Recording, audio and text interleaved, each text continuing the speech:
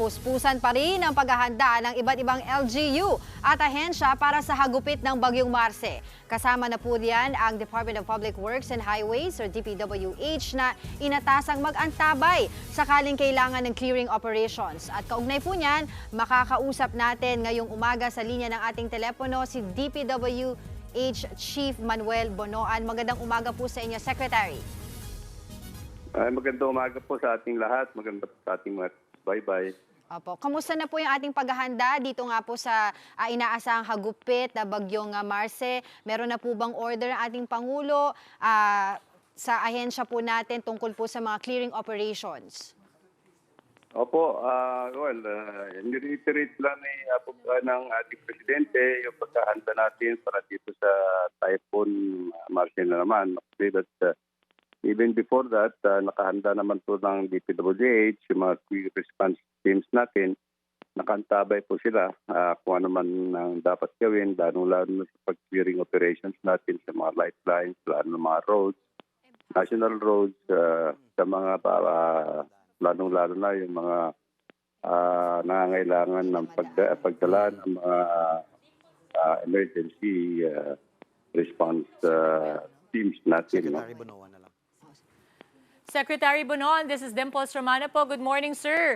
Sir, meron na po ba tayong mga natanggap na mga ulat ng mga impassable roads, mga hindi madaanan pong daan dyan sa Cagayan o iba pang mga probinsya sa norte?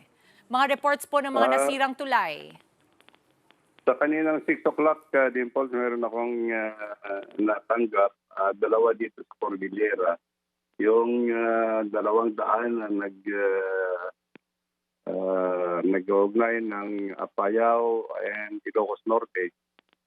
Isa yung may baha daw yata sa may Apayao at saka yung isa naman may landslide. No? Ganon din sa Batanes, meron isang kalsada doon na nagkaroon ng rock slide. No? So, sa kasalukuyan kasi hindi makapasok pa yung mga response teams natin kasi medyo malakas pa yung bagyo at saka yung mga ulan.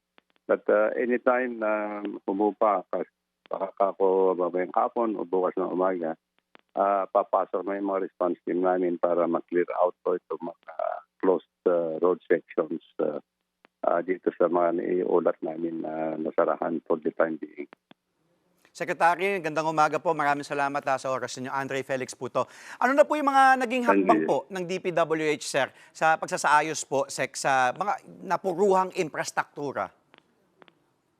Well, immediately kasi there are two stages na ginagawa namin. Ito yung quick response teams, quick response action namin na dapat kung pwede namin ayusin muna to restore mobility for the time being. And then yung full restoration, isasagawa namin. Medyo matagal-tagal ng konti dyan at medyo mas malaki yung kailangan sa pundo. But sunod-sunod naman po ito. Kailangan lang po namin yung quick response effort namin para agad ma-restore natin yung daloy ng traffic. Particularly, ang binabantayan po namin dito ngayon is yung mga lifeline roads natin, kagaya ng Maharlika Highway o kaya dito sa Cagayan Valley Road at saka din sa Region 1 naman dito sa may Manila North Road o from Lawag to Manila. Yung mga ganun po para kung ano man ang kailangan ng mga pagdala ng mga calamity goods o madala ko kagad dun sa mga nasalanta po. Alright, maraming salamat po sa inyong oras. That was DPWH Secretary Manuel Bonoan. Mga kapatid, Dimples Romana po, kumpletuhin ang inyong umaga ng mga kwentong puno ng inspirasyon. Salubungin po ang bawat araw ng may ngiti at pag-asa. Kaya't mag-subscribe na po at mag-follow na sa aming social media pages ng News 5.